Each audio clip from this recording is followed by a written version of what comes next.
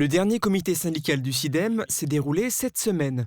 Les différents points à l'ordre du jour ont tous été adoptés à l'unanimité, sans avis contraire et sans abstention. Le syndicat des déchets ménagers de Moselle-Est a présenté un rapport sur le suivi des observations définitives et des recommandations de la Chambre régionale des comptes. Une réflexion est en cours sur le fonctionnement du tri des déchets. L'obsolescence du système de tri multiflux, son coût de fonctionnement élevé, relevé par la Chambre également, tout comme la réglementation qui prohibe désormais l'usage du plastique. En d'autres termes, il y a interdiction de collecte des biodéchets avec sac plastique à ce jour. Et c'est une obligation qui date du 1er janvier 2025 déjà, mise en route à cette date. Il faut bien s'en rendre compte parce que quand on se lance après dans le débat des sacs verts, nous ne sommes plus du tout dans la réglementation. Donc il faut trouver une autre solution pour les biodéchets que de les ramasser en sacs plastiques. Pour le moment, aucune décision n'a été prise. La réflexion est en cours. Concernant les autres points à l'ordre du jour, le SIDEM a indiqué aux représentants des collectivités qu'il reversera cette année à l'ensemble des intercos 550 000 € supplémentaires liés à l'augmentation des soutiens issus du recyclage des emballages. Une bonne nouvelle pour elles. Autrement, des achats ont été validés. Celui d'une benne à ordures biodéchets étanches spécifique installée sur un camion 26 tonnes pour un montant d'environ 432 000 € hors taxes. Le syndicat approuve également l'achat d'un cribleur à étoiles mobile pour un montant de 504 000 € hors taxes. Ce marché permet d'éviter la location d'un engin équivalent dont la dépense prévisionnelle sur l'année 2025 était de 225 000 €. L'achat de ce cribleur coûte 504 000 € et sa location annuelle 225 000 €. Cet équipement devrait donc être amorti rapidement. Les élus du SIDEM ont également accepté de remplacer les trémies et les goulottes d'un digesteur de l'unité de méthanisation des biodéchets pour un montant de près de 352 000 € hors taxes. Autre évolution, un entonnoir à déchets doit être installé à Sarreguemines.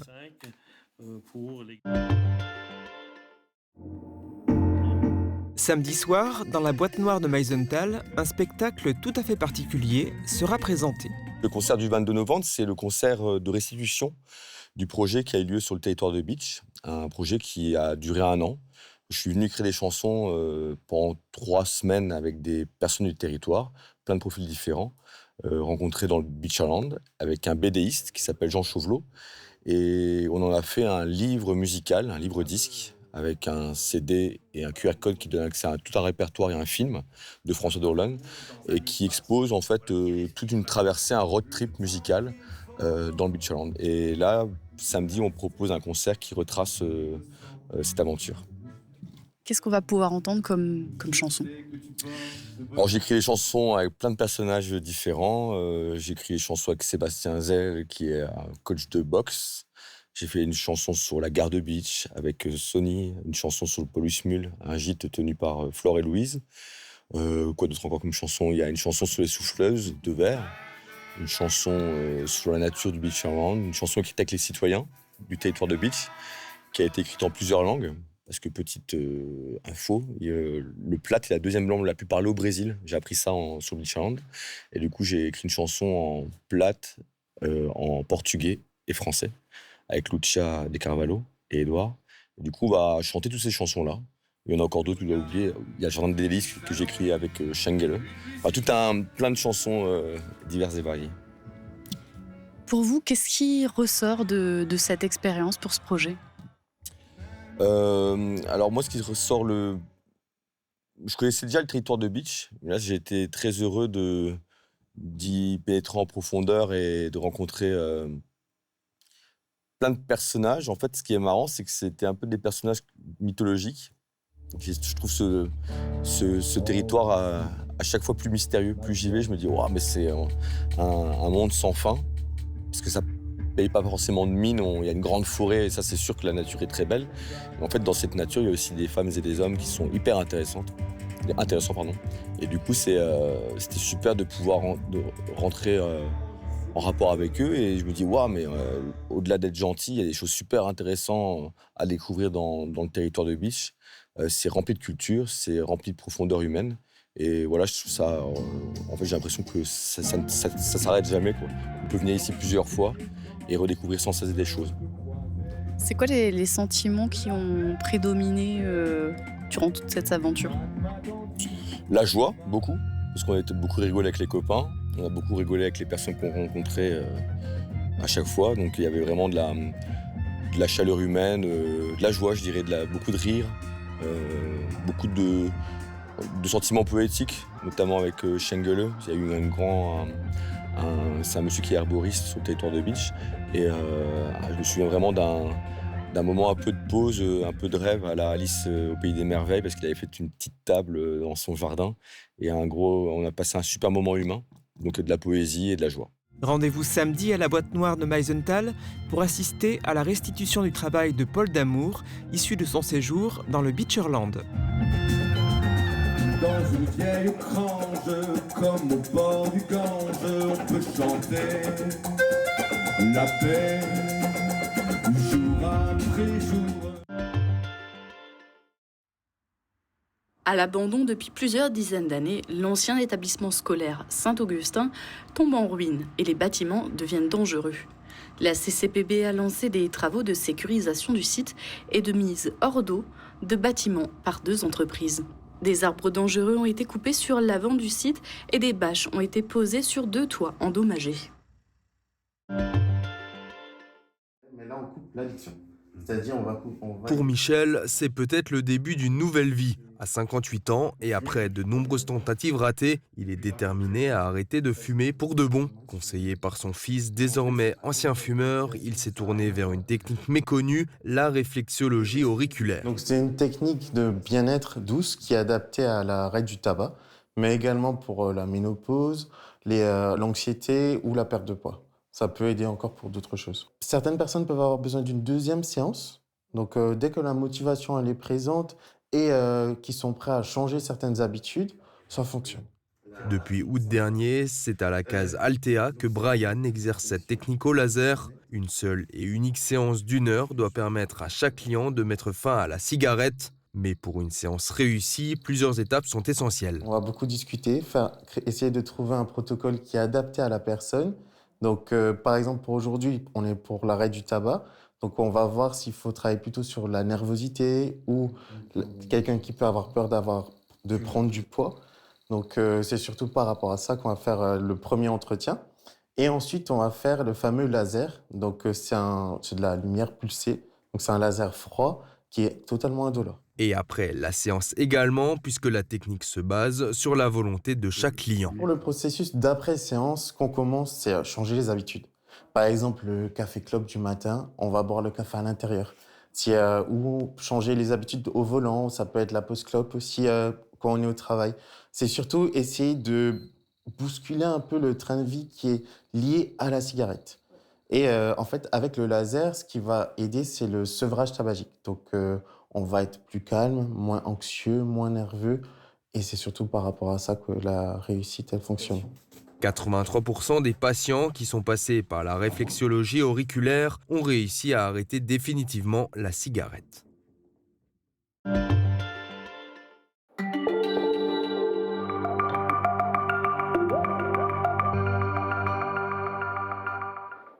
Bonjour à toutes et à tous, un ouvrage poignant sur une maladie rare. Après Cicatrice d'un garçon, Gianni Vaccarello vient de sortir son nouveau livre Cicatrice d'un homme. Bonjour. Bonjour.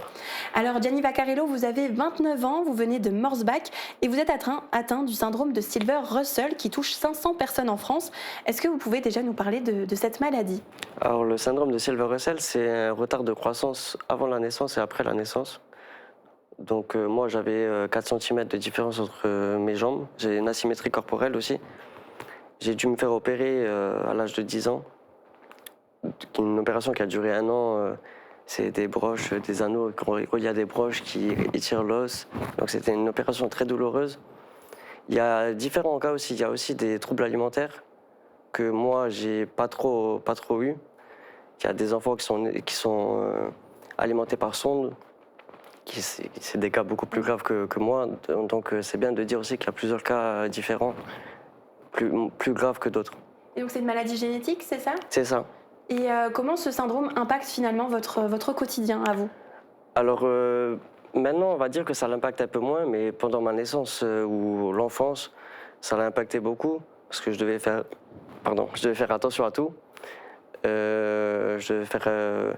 si maintenant il y avait des enfants un peu turbulents qui bougeaient à côté de moi, je devais faire attention, parce que si je tombais ou si je me faisais mal, c'était compliqué.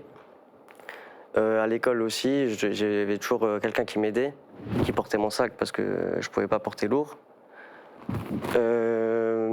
Après, un peu plus au travail où c'était un peu compliqué parce que je ne pouvais pas faire de boulot physique à l'époque.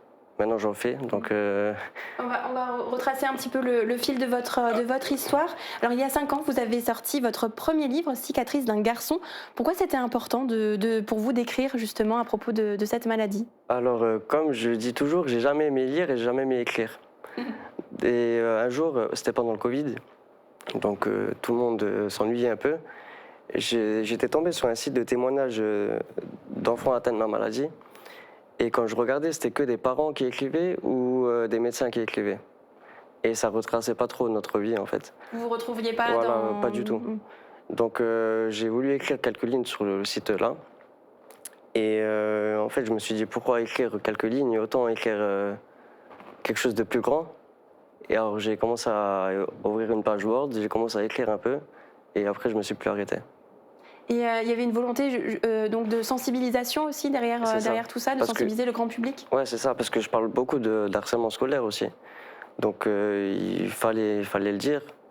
Comme là, l'histoire malheureusement qui s'est passée il y a quelques semaines. Avec la jeune Sarah? Avec la jeune Sarah. À Sarreguemines, oui. Ça m'a beaucoup touché parce que en fait, je me suis revu un peu en elle, parce que je vivais ça aussi à l'époque, surtout à l'époque du collège. Et quand j'ai vu que la petite, elle a 9 ans et qu'elle se suicide à cause de personnes bêtes, on va dire. Donc je me suis retrouvé en elle et dans ce livre, je parle aussi d'harcèlement scolaire. Donc c'était bien d'en parler aussi. Parce que du coup, vous avez subi du harcèlement scolaire lié à votre maladie, à justement. ma différence, ouais. Parce que ma maladie, personne ne savait en fait que j'avais quelque chose. Donc c'est plus à ma différence que j'étais plus petit que les autres, plus frêle. Donc ça se moquait beaucoup. Mais en fait, aujourd'hui, on va dire que je les remercie parce que grâce à eux, j'ai un mental que eux n'ont pas, on va dire. Mais ça reste une cause qui vous tient à cœur, le harcèlement scolaire. Est-ce que c'est important pour vous d'en parler et peut-être à travers vos livres de sensibiliser le plus grand nombre? Oui, c'est ça. J'aurais aimé que ce livre atterrisse dans la main de la petite Sarah ou de ses harceleurs. Je pense que ça aurait changé beaucoup de choses. Ou même des parents, parce que pour moi, les premiers responsables de tout ça, c'est les parents de jeunes qui harcèlent, qui sont pour moi mal éduqués. Donc, moi, je sais que soit moi ou tous mes proches, mon entourage, je sais qu'on fera jamais ça parce qu'on est bien éduqués. Malheureusement, aujourd'hui, c'est comme ça. Est-ce que l'écriture de ces ouvrages, ça a été une forme aussi de thérapie pour vous? Oui, c'était une forme de thérapie parce que en fait, le livre, on va dire, ma maladie, c'est le fil rouge du livre. Je suis pas spécialiste, je suis pas médecin, donc je parle pas de la maladie. Je parle de ma vie avec la maladie. Donc c'était une forme de thérapie parce que il y a plein de choses que je garde en moi, même pas liées à la maladie. Par exemple, ma famille, des choses qui s'est passées dans ma famille, ou des deuils que j'ai vécus qui sont douloureux, même encore aujourd'hui. Donc j'ai voulu retranscrire tout ça, lâcher tous mes démons, comme j'avais dit. Donc d'abord, Cicatrices d'un garçon, et aujourd'hui vous sortez donc votre second ouvrage, Cicatrices d'un homme. Qu'est-ce qui vous a poussé à écrire la suite? Malheureusement, on va dire, dans le premier livre, je parlais d'un deuil de mon grand-père. Et malheureusement, il y a eu beaucoup d'autres deuils. Et c'était la première raison pour laquelle je voulais, parce que j'ai rendu hommage à mon grand-père dans le premier, je voulais rendre hommage à mes autres membres dans le deuxième. Et donc là, ça suit cette fois votre aventure depuis vos 25 ans, avec notamment votre entrée dans le monde du travail, qui n'était pas facile, vous en parliez juste avant. Oui, c'était pas facile parce que plein de recruteurs, je vais pas citer de nom, mais plein de recruteurs m'ont refusé à cause de ma différence. en fait, ça me regardait d'autant en bas. Moi, toute ma vie, j'ai vécu ça, donc je sais les regards que je vois, les regards, je sais les reconnaître. Donc, plein de recruteurs m'ont refusé à cause de ma différence, pas à cause de mes qualités, parce que franchement, je pense que j'ai les mêmes que les autres. Donc c'est à cause de ma différence. Je parle de mon nouveau boulot. Enfin, ça fait longtemps que je le fais, mais le boulot, il est physique.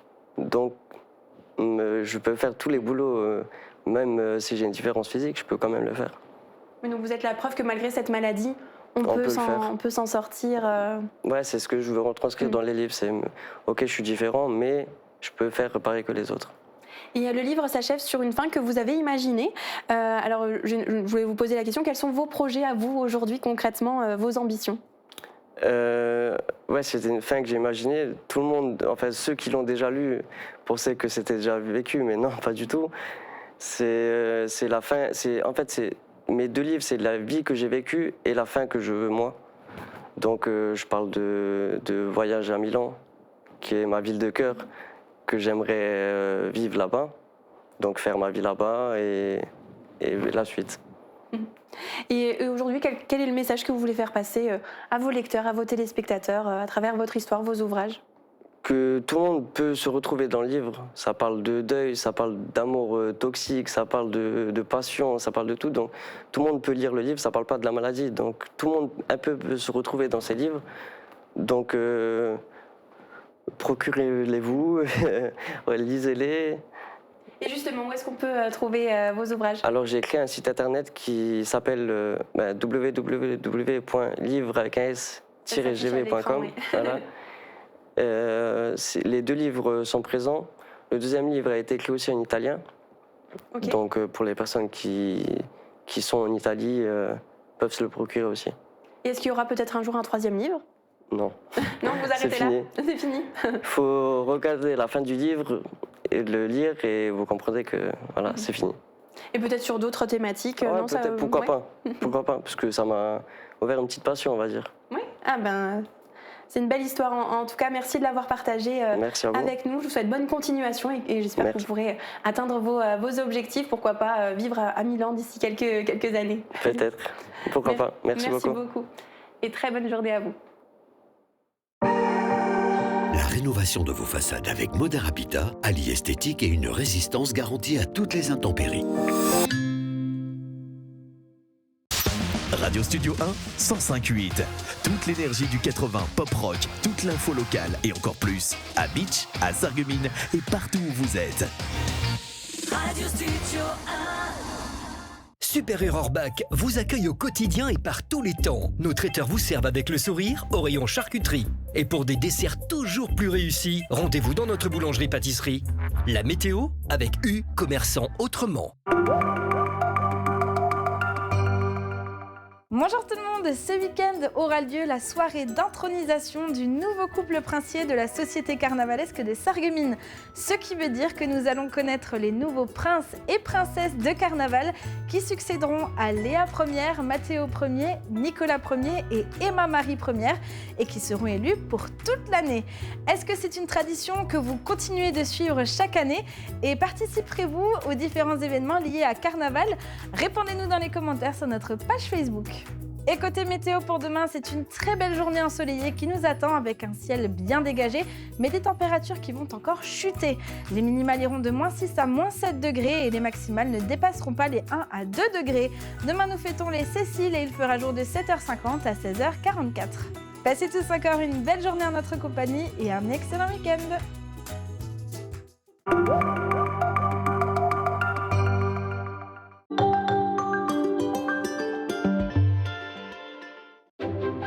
Il était une fois dans une vallée des Vosges du Nord, un petit enfant qui ne voulait pas grandir. Marguerite, viens ici maintenant. Peter Pan in Beach, in Switzerland, la comédie musicale des fêtes de fin d'année pour toute la famille. Du 26 décembre au 4 janvier, au cœur du site verrier de Meisenthal. 4e room balai, sur la gauche, direct jusqu'au matin. Vivez la magie d'un Noël faïencier du 21 novembre au 24 décembre à Sarreguemines. Promenez-vous au cœur du centre-ville dans une ambiance de féerie avec marché éphémère, animations, spectacles, expositions, concerts, rencontres avec le Père Noël et plein d'autres surprises. Ne manquez pas le concert de Noël avec Robin Lian pour l'ouverture le 21 novembre à 18h et l'inauguration avec les Nomikis le 22 novembre à 17h. Partez à la rencontre de Saint-Nicolas le 6 décembre et émerveillez-vous lors de la Sainte-Lucie le 13 décembre. Le marché de Noël de Sarreguemines vous est proposé dans le cadre de Noël de Moselle. Programme complet sur noël.sarreguemines.fr. Le rayon fournil d'Intermarché Sarreguemines et Beach vous invite à une pause gourmande. Pain croustillant, croissant doré, tarte et gâteau du jour, chaque fournée embaume l'allée d'un parfum chaleureux. Et pour vos pauses déjeuner, une belle sélection de sandwichs frais, prêts à emporter. Du bon, du simple et toujours à prix juste. Intermarché, tous unis contre la vie chère. Pourquoi avoir choisi le nom La Passion de l'audition ? À La Passion de l'audition, nous sommes passionnés par notre métier, mais pas que. Nous intervenons aussi bénévolement pour des missions nationales et internationales. Et en plus, nous sommes membres actifs de l'association Audition Solidarité depuis plus de 15 ans.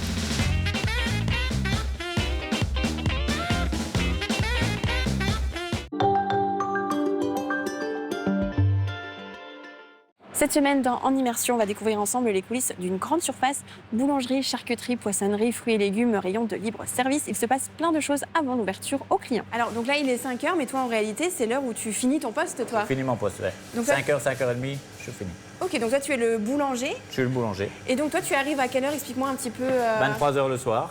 C'est quand même quelque chose d'assez spécifique, le poisson. Il n'y a pas tout le monde qui s'y connaît très bien. Déjà, faut supporter aussi le contact avec le produit. Et oui, après, c'est une habitude d'apprendre à savoir la différence entre les poissons blancs, les dos, les filets. Ça, c'est une question qu'on nous demande quand même aussi beaucoup. Il y a des arêtes ou il n'y a pas d'arêtes. Des fois, il y a un peu de stress parce qu'il y a pas mal de marchandises de livraison. Donc, il faut quand même qu'à 8h, 8h30 maximum, ça soit débarrassé pour que les clients puissent circuler dans l'allée, quoi. Un numéro à découvrir ce samedi dès midi sur Mosaïque Cristal.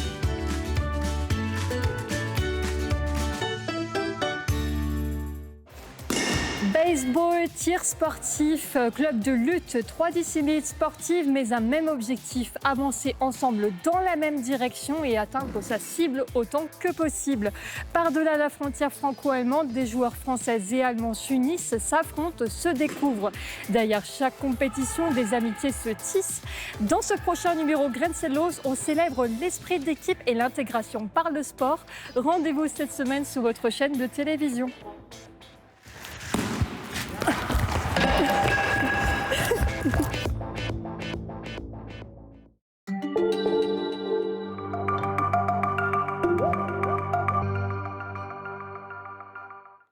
Bienvenue dans l'Info Expresso, retour sur les principales actualités de la semaine dans l'arrondissement de Sarreguemines. Le Sarreguemines FC poursuit son aventure en Coupe de France. Samedi soir au Stade de la Blise, il affrontait l'équipe corse de l'AS Furiani Agliani qui évolue 2 divisions au-dessus. Un match intense et plein de rebondissements, score final 5-3. On essaye de rester lucide parce que malgré l'égalisation, on était encore dans le match. Il y avait des tirs au but en perspective. Après, on sait qu'on a la capacité de pouvoir marquer des buts, de piquer. Et puis, on avait aussi une confiance dans notre gardien pour une ultime épreuve de tir au but. Donc, je restais quand même serein.